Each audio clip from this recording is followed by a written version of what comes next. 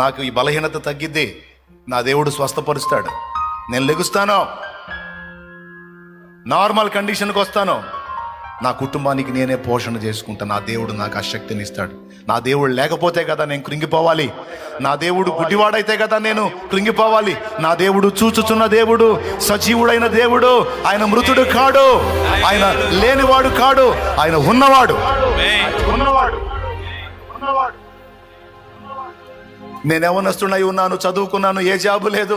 నేను ఎంత ప్రయాసపడినా నాకేది రావట్లేదు.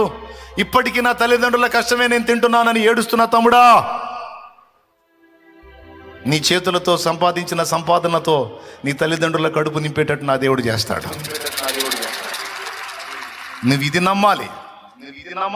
నీ చేతుల కష్టార్జితం నీ తల్లిదండ్రులకు పెట్టుకోవాలని నీ ఆశ కదా, న్యాయమైన ఆశ. తప్పకుండా ఆ శక్తిని నా దేవుడు